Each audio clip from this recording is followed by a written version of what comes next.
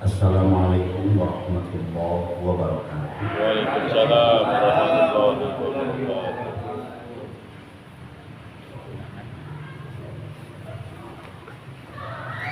Bismillahirrahmanirrahim. Alhamdulillahirabbil alamin. Wassalatu wassalamu ala Rasulillah sallallahu alaihi wasallam. Wa ba'du. Tawassulan wa tabarrukan bi qiraati kitab Tijan Ad-Durari lil alim al-allamah Ibrahim al-Bajuri fi tauhid. Syekh Muhammad bin Umar Nawawi al-Bantani rahimahumullah wa nafa'ana bi ulumihim wa ibadatihim wa karamatihim. Alhamdulillahi lahumul Fatihah. Bismillahirrahmanirrahim. Alhamdulillahi rabbil alamin arrahmanir rahim maliki yaumiddin. Iyyaka na'budu wa iyyaka nasta'in. صراط الذين أنعمت عليهم غير المغضوب عليهم ولا الضالين. Alhamdulillah, kita bersyukur kepada Allah. Kembali kita bersilaturahmi untuk mengaji bersama-sama. Dan sekarang kita akan memulai pelajaran ilmu tauhid. Ini salah satu yang fardu ain dari 3, fikih, tauhid, tasawuf. Nah, ini tauhid fardu ain ini bagi setiap umat Islam mempelajari tauhid. Jadi saya baca dulu terjemahan sampai terjemahan. Nanti penjelasannya begini ya. Wa ba'du, halaman 1 di baris kedua ya. Ada kurung ya, wa ba'du, dan setelah itu fayaqulu faqiru rahmati rabbihil khabir al-basir. Berkatalah orang yang fakir butuh rahmat Tuhannya, yang khabir yang maha mengetahui, al-basir yang maha melihat, yakni Ibrahim al-Bajuri taksir, yaitu Imam Ibrahim al-Bajuri yang punya banyak kelemahan. Ini tawadhu beliau ya, kerendah hatian beliau. Tolaban minni ba'dul ikhwan, telah meminta kepadaku sebagian ikhwan, sebagian saudara. Aslahallahu li wa lahum al-hala wasyad. Semoga Allah memberikan maslahat kebaikan untukku dan untuk mereka, yaitu sebagian ikhwan. Situasi dan kondisinya dibaikan oleh Allah, dimaslahatkan. An-aktubalahu risalatan, mereka meminta kepadaku agar aku menulis sebuah risalah kecil, tapi isinya tashtamilu ala sifatil maula wa addabiha, sifat-sifat maula Tuhan, sifat-sifat majikan, dan addabiha itu lawan-lawannya, kebalikannya. Wa ma yajuzu fi haqqihi ta'ala, dan apa yang jaiz, apa yang wenang, apa yang boleh di haknya Allah Ta'ala. Sifat maula, sifat Tuhan ada 20 yang wajib. Wa addabiha, dan lawannya juga 20. 20 tambah 20, 40. Wa ma yajuzu, dan apa yang jaiz, apa yang wenang, yang boleh di hak Allah Ta'ala, itu 1. Jadi 41. Wa ala ma yajibu fi haqqir rusul, dan isinya juga apa-apa yang wajib pada hak para rasul, yaitu ada 4. kita nanti mempelajari 4 macam yang wajib di Rasul. Wa ma yastahilu fi haqqihim, dan apa yang mustahil di hak mereka juga 4, berarti 8. Wa ma yajuzu, dan apa yang jaiz, apa yang menang, yang yajuz di para rasul itu 1. Jadi 9. Berarti 41 tambah 9 50. Nah, ilmu tauhid itu mempelajari 50 sifat ini. Fa'ajabtuhu ila dalika, maka ijab, aku jawab dengan menulis risalah ini. Faqultu wabillahi taufik, aku memulai dengan mengucapkan wabillahi taufik, semoga Allah memberikan taufik. Baru halaman kedua memulai tulisan beliau, wa yajibu ala kulli mukallafin, wajib atas setiap mukallaf, setiap kita mukallaf yang terkena beban kewajiban. Wajib apa? Ayya'rifa ma yajibu fi haqqihi ta'ala, agar ma'rifat. Ya'rifa itu ma'rifat. Ma yajibu fi haqqihi ta'ala, apa yang wajib di Allah. Wa ma yastahilu, dan apa yang mustahil di Allah. Wa ma yajuzu, dan apa yang jaiz, yang menang di Allah. Wajib. Nah, wajibnya wajib apa? Pertanyaannya wajib akli, ma'rifat. Tolong jangan menghindar dari istilah ma'rifat. Nanti kita akan bicara lebih luas ma'rifat dalam ilmu tauhid dan ma'rifat dalam ilmu tasawuf. Ada bedanya. Sebenarnya bapak-bapak udah ma'rifat. Ma'rifat itu artinya mengenal. Arafa ya'rif.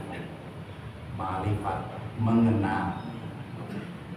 Jadi kan dari dulu kita dari kecil diajar Tuhan kita siapa? Allah. Enggak, kita teh ma'rifat. Jadi sebenarnya bapak-bapak teh geus hebat gitu teh. Orang-orang ma'rifat geus pokoknya. Makanya saya bilang bapak-bapak teh para wali geus orang ma'rifat. Tapi ma'rifat berdasarkan ilmu tauhid.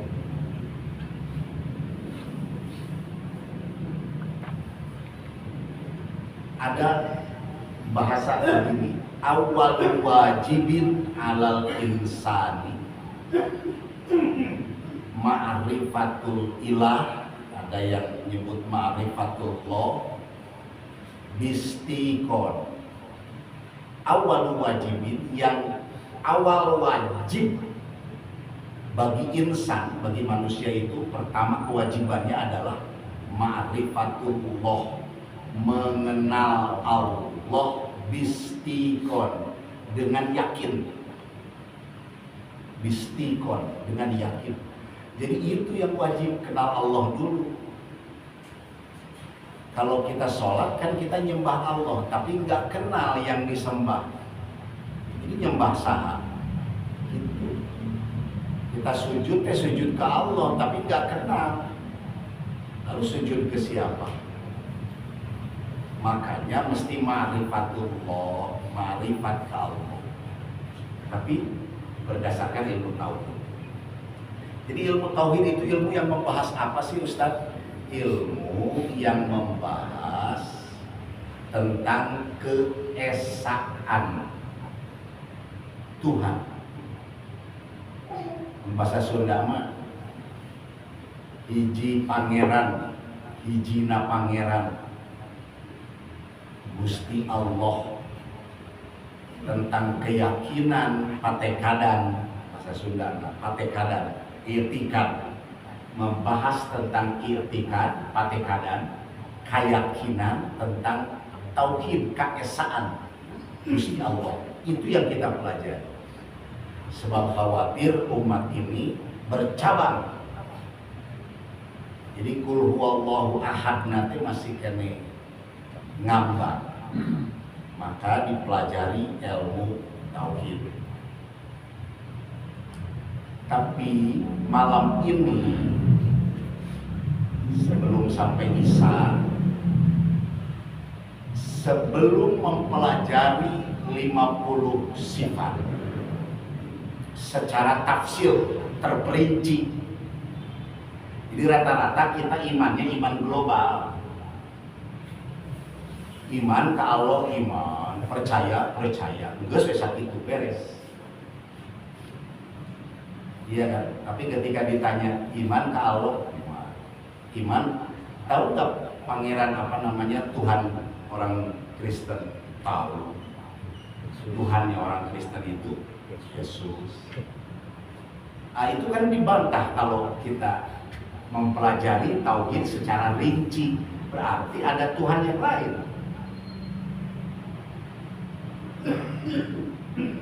Itu. Atau waktu di sekolahan gini gitu diajar dengan anak guru iya sebagai warga negara. Jadi lama ujian, lama ulangan, kurang terlesi. Tuhan Kristen, Yesus atau ini disalahkan guru. Nah, sebagai umat muslim, mukmin, Tuhan itu hanya satu di seluruh dunia dan seluruh agama, seluruh suku, seluruh makhluk. Hanya Allah. Nah, itu nanti tafsir secara terperinci kita bahas selanjutnya. Nah, sebelum 50 sifat secara perinci, wajib mau tidak mau, suka tidak suka, daek tidak beki tebeki, kudunya mesti tahu hukum akal dan hukum adat. Beres pokoknya manggubun ku iya hukum gitu. Iya tauhid mah. Ini dulu jadi dasar. Wilayah kabagi dua. Nah, ini kita nurutkan para ulama ya. Kalau zaman Nabi nggak ada di Jandarori, nggak ada yang mau tauhid karena para sahabat sudah yakin itu perlu diajar 20 sifat, 50 sifat. Tapi makin kesini mereka makin ngambang umat Islam, lalu ulama turun tangan menulis. Ada hukum dulu, hukum itu menetapkan sesuatu perkara atau meniadakan sesuatu hukum. Wilayah kebagi dua disebutnya wilayah akliyah. Hakimnya, penentu hukumnya adalah akal. Akal berizi, akal tabi'i, akal sehat. Wilayah yang kedua, wilayah adiyah. Penentunya, hakimnya, penentu hukumnya adalah adat. Disebut hukum adat. Jadi nanti ada bahasa dalam ilmu tauhid, wajib akli, wajib secara akal. Ada wajib adi, wajib secara adat. Nanti ada bahasa begitu. Kenapa harus mempelajari itu dulu? Paciwe pokoknya. Lamun henteu nyaho kalau nggak tahu dua wilayah hukum ini. Hati-hati nanti posisi akal ternyata di hukuman ku adat. Posisi adat di hukuman ku akal. Paciwe. Makanya tauhid itu ai hukum syara ada di mana? Hukum syara mah penentu yang tertinggi, eta mah Quran dan hadis, itu bisa dirubah. Tapi kan kita mah udah percaya semua dengan Quran dan hadis gitu maksudnya. Cuman ketika ada ateis kesini, orang nggak bisa jawab. Maka diperlukan oleh ulama tauhid akal. Biarkan akal yang menghukumi. Kita mah udah ada Quran sebetulnya. Qul huwallahu ahad. Mesti bageula oge kitu. Cuma untuk taqawi, memperkuat akidah, memperkuat keyakinan, belajar ilmu tauhid dengan dasar wilayah akal dan wilayah adat. Oke. Nih adat nih, wilayah adat. Pakai bahasa Sunda dulu. Ayat karena ayat apalkeun, Mang Dedi. Ayat karena ayat. Ewe karena ewe. Ewe karena ayat. Opat. Ayat karena ewe. Ayat ewe ayat ewe. Nah, ini bahasa Indonesia. Ada jadi ada. Tiada jadi tiada. Tiada jadi ada. Ada jadi tiada. Gitunya. Gitu bahasa Indonesia. Memang bahasa Sunda mah rada subuh ke urang nanti. Eueuh panggeunahna eta disebut eueuh teh. Nabi tamin eueuh sia teh. Asik. Aya eueuh aya eueuh. Saya kasih contoh. Aya dahar, aya wareng. Seueur. Ada makan, ada kenyang. Iya dong. Eueuh dahar. Eueuh wareng berarti. Warengna eueuh. Iya kan? Ayeuna eueuh kana aya. Eueuh dahar, aya lapar. Iya. Aya kana eueuh. Aya lapar. Aya dahar. Eueuh lapar. Puputaran sih didinya. Enggak benar. Tapi ini jadi rumus nanti kesananya. Oke, sekarang tutung tuh angus ya. Seuneu. Ada api, ada angus. Kan ada api, ada angus. Tiada api, tiada angus. Aya seuneu, aya tutung, eueuh seuneu, eueuh tutung. Tiada tutup, tiada api, tiada tutup, ada angus, tiada tutup. Enggak, eta mah eueuh jeung eueuh. Eueuh kana aya. Aya api eueuh tutung. Aya. Enggak, eueuh kana aya, eueuh kana aya. Tiada api, Ada api, ada angus, ada gering, ada garing loh. Nanti aya. aya tutup, Aya kering. Enggak, kalau tiada api, ada api, kan ada api, ada angus. Tiada api. Iya kan? tiada api, tiada angus. Tiada api, tiada Angus. Sekarang tidak ada api. Angus teh kebalikannya apa bahasa eta nanti? Lamun bahasa Sunda mah baseuh enggak? Garing. Baseuh. Basah juga ya. Oh, Tiada tidak api, basah. ada basah gitu kan? Iya. Garingan. Terus Ada ada basah. Tiada api. Iya. Tidak ada api. Ada api, tiada basah. Ada basah. Nah, ini wilayah adat, bukan wilayah akal. Ini adat, tolong. Jadi di mana Mang Dedi makan, dahar, Pasti kenyang. kenyang, pasti kenyang. Tapi tanya sama akal, apa kata akal? Salah ente, sesat, kafir ente. Oh, itu akal. Karena menurut akal yang bikin kenyang itu Allah.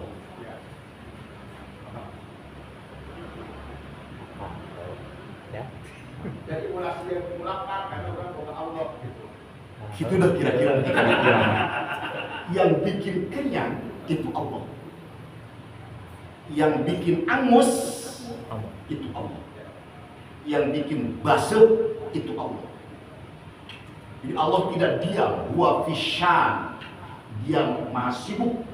Semua dibuat oleh Allah. Dan secara akal berizi, akal sehat, iya. Tetapi ketika akal kemudian masuk ke wilayah adat, bahaya. Atau lamun gitu mah geus kudu daang, geus aing semua daang-daang. Semua dahar ke saya. Aya Allah Gitu. ya. Aya Allah iya.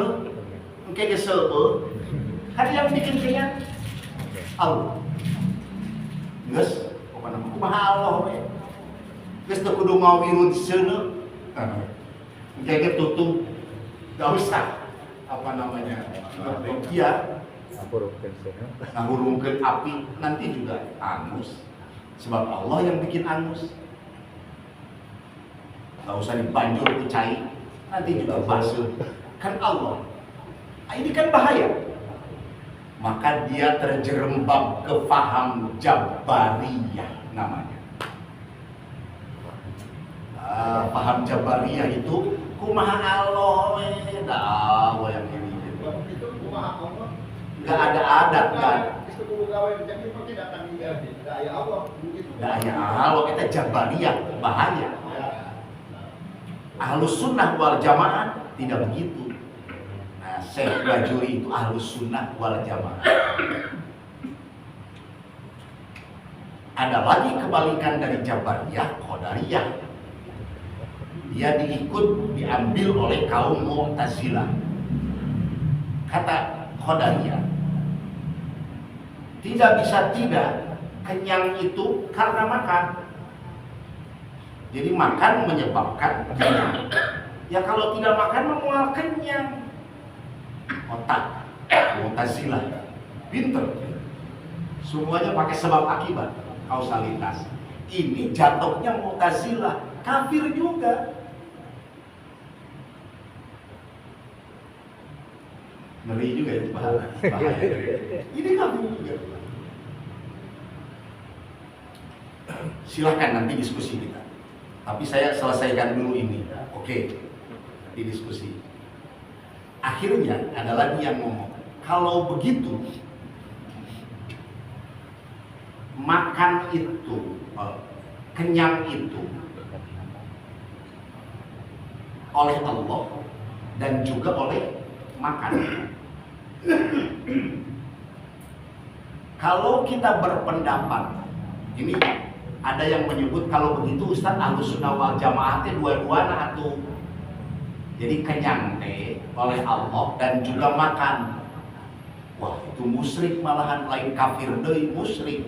Sebab ada dua yang mencipta kenyang. Satu Allah, dua makan. Itu keluar nggak sih speaker? Bahaya ini, bahaya sama orang luar, bahaya ini. Enggak, orang lagi lewat, orang lagi nongkrong, bahaya ini pelajaran tauhid ini. Kan nggak lengkap mereka dengarnya. Sapotong. Nah, Ahlus Sunnah wal Jamaah bahasanya begini nih, Pak, dengerin bahasanya. Allah menciptakan kenyang ketika makan adem, paantal dengan perut. Jadi sebetulnya Allah menciptakan angus ketika api nempel dengan kayu. Maka ketika nalika bahasa Sunda, Allah menciptakan angus ketika api, ini bahasa sopan sih sebetulnya, ketika api nempel kayu. Mohon maaf, ngapain sih kita ngaji begini sok? Silahkan riset, periksa. Hampir semua rata-rata masyarakat sudah berkeyakinan dan beriktikad mau kenyang, makan. Dan itu jadi keyakinan. Waduh, itikat itu mah jadi patekanan. Pokona mah kena seuneu, kadung, beuleuh, tutup. Padahal Nabi Ibrahim enggak tutup, enggak angus. Bukan seuneu kan, bukan api yang membuat. Belum tentu. Nah, karena kita mengaji, kita mah sudah tahu. Jadi itu mah wilayah adat, tapi secara akal Allah yang membuat angus, Allah yang membuat kenyang. Ketika makan nempel di lambung, ketika api nempel pantel adem dengan kayu. Ih, Pak Ustadz, abdi masuk gitu udah geningan. Yo kabelum kusono.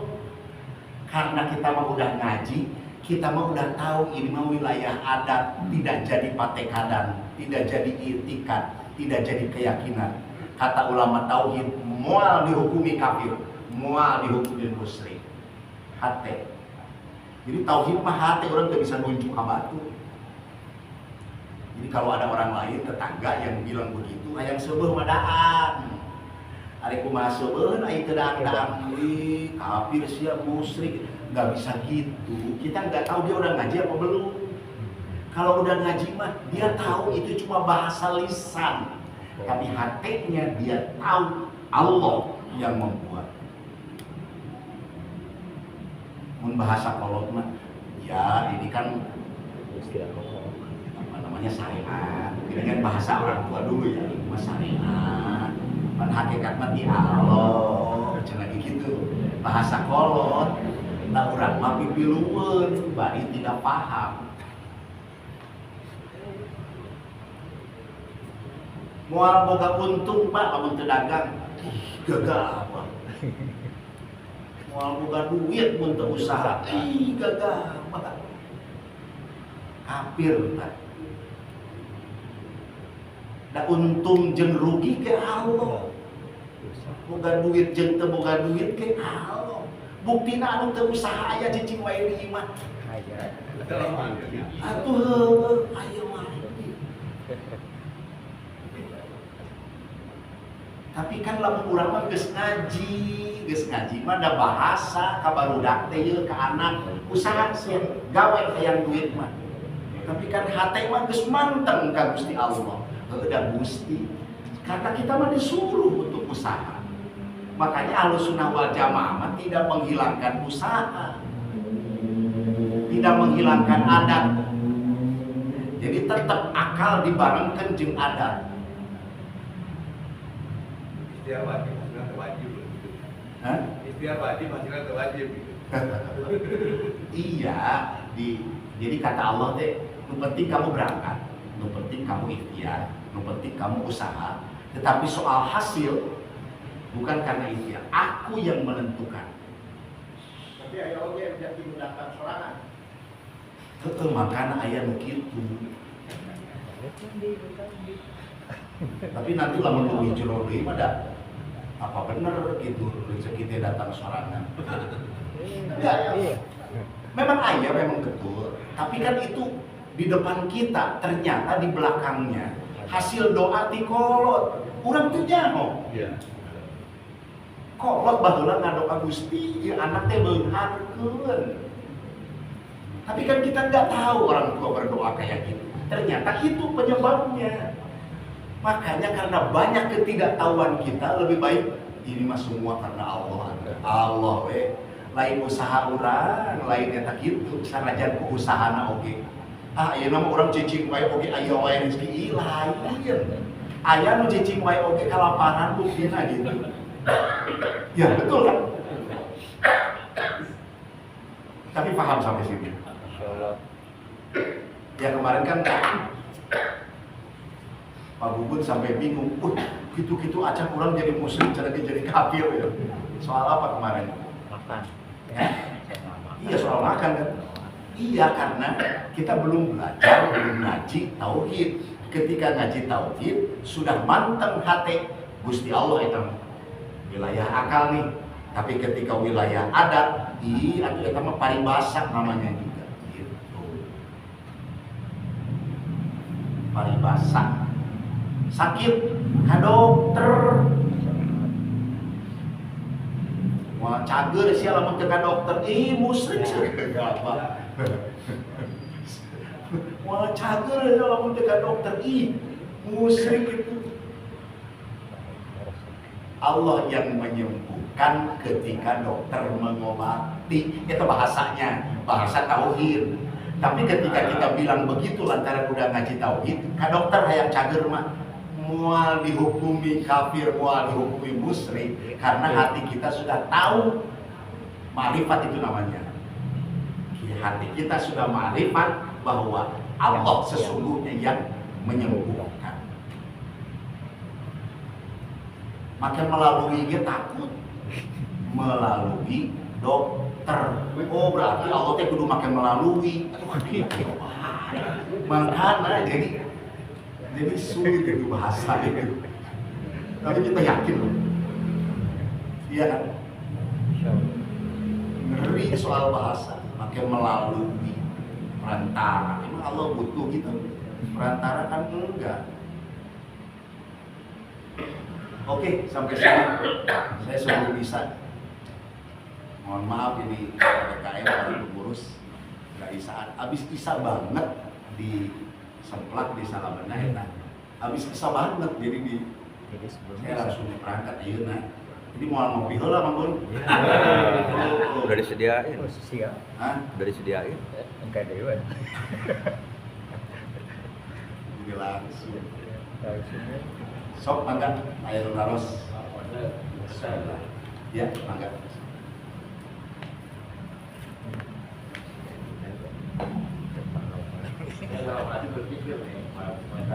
Saya itu belajar tauhid dulu, pikir dulu Pak Ustaz.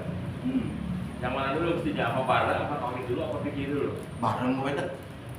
Bareng we, makanya dibarengkeun. Sebetulnya mestinya tauhid.